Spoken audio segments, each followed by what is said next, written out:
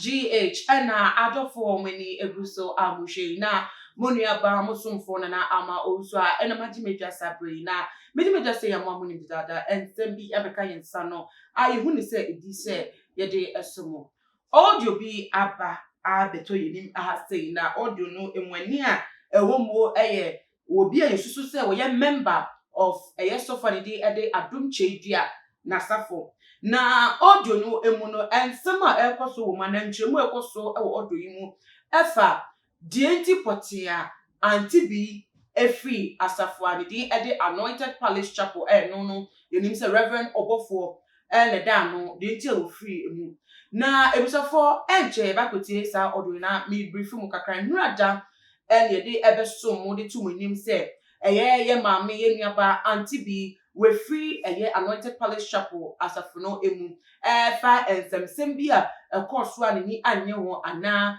angoye amfama na enu ntino watu no hofo de free na eno no nsem no se da bai na ye nuaba mama na se ede betu dwenti na se akwete de wabodi sire mu na waka ensem bi de acha bonti se na manfo hye hu edinesi bi ewo emu a ana bibi a ombetimi ede gina so se no ye deporting because the kai bia no akwa selfish issue say o yare na Reverend Obofour ambassador no enti ko ba but nini echi no ya kwa se de asem no no kre se nyate na enka no nebisafo ye gotie audio yi emra sesi ana mfa nchi mu aba uchi no ensa fa ka won so mu number 2 ebi na to Auntie bi wanyala ni wo dwane afro Obofour nchen enye bibia wo kono line no yale na bobo no ni ade a wo ka nyina se obowa wo line obi ama ne line wo peso otwe no nti mo fa no nso nye video amonhwe US no nti ya so le man yetie mo pa why nti na man so enye bibia epacho medase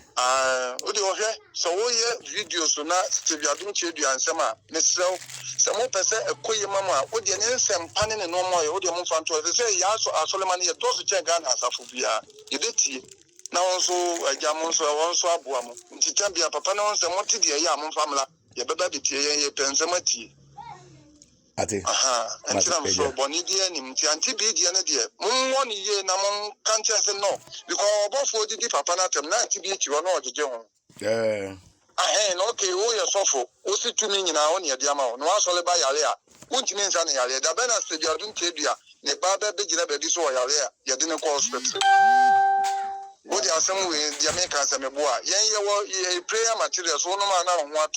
But I don't know Obofour what did you to me. 9 hours or about Royale or financial one, Royalena, or not yet one to young Mompire and one to not to cry is Master Madam.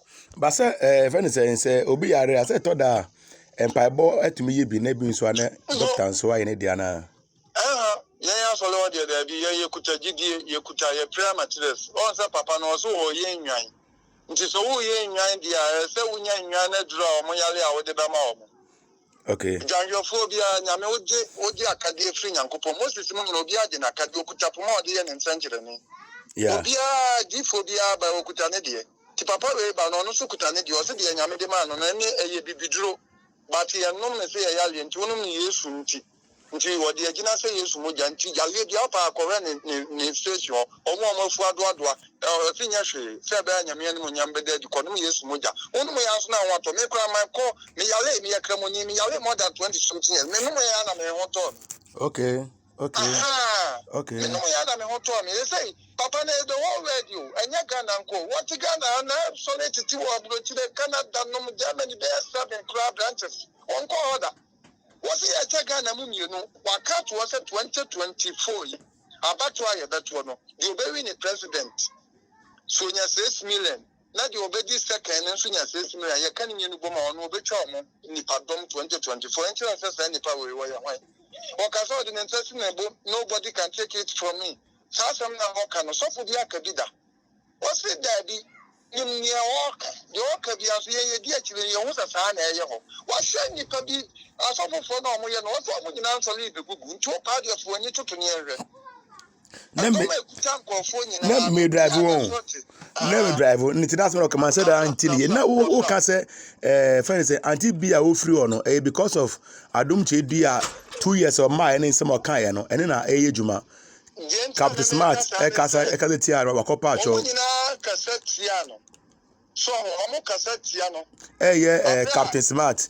Kasa Tiano no what. Akwesi ewa. Nyina akase wi aye tiesika. Okay. Akwesi wi ebeka wansa no na ama ife ni die ase Uganda nyina obeka so yemfa asole sika ma asole ma. Papa so HS billion. Aja ma na asole ma so mo mfa nkoya djuma no na akwesi wi abeka se tia ya akofa program abla no. Komni nchirimu. Ko video ni wi. Anja wona free ba.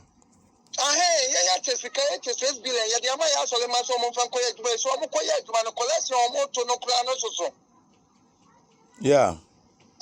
Ano na kwesi wi akoka ya akofa program abra papa na so aka to se sofo bia na no betia no ono nyame na asuma no so wo mra nko no kra won ti asole na sofo fo no bi ba asole ono benya ayalesa okwa na o mapam no ne atu na sen ana ma ya se ni obi amie bi wo ba bi opi bia ne se nkofo bi bi se asole ya bu nkama fa so ga na anyina no.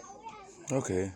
Auntie san commission na wa sha to wo so sofo bia wo be ka se tie ni bia no o ka de ko any videos no se me bu akope or research kore wakeka sanfem ni nyina wo nti obi asese wo de so wahwa omo so munim sunsun masem ko ma start ka sanfa papa no se wo a wo ka akoka ni bia no o pa video bi wa mechi na send dia ma wo beti ansem omo ka no o pa ko ayi bishop oketachi o pa fa ne enye sa research o be ka papa no ho asema kire o se sa papa we hu ya ga na asofu bia ni asaso yesu obetime biti no jiso wo ye na dwuma wi papa no so aka so wie na dwuma obewie na dwuma obewu kro obekla Ghana wi aso nyina se ne tama so obi antimi nkono je owie na dwuma obi anso ntimi nsa no ho enye ne hwe waka nyina dada nti pa o de ko research ne na keka no ma sia ni na momfanye videos ne na why Mate so mesi bia menya bia meyi di ama bacho mate me da se pa so number no okay now the buffer hore o be frame phone so aka che me say ye asole ma no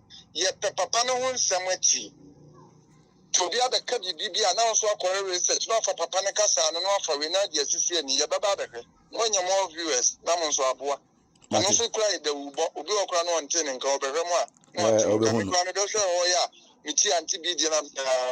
Because of 4 years, Papa and Auntie B. to be one and so no, did you? Yes. So, no, no, did you? Yeah. Inti me da se ja then on the financial you would me jam more Auntie B. No Musa.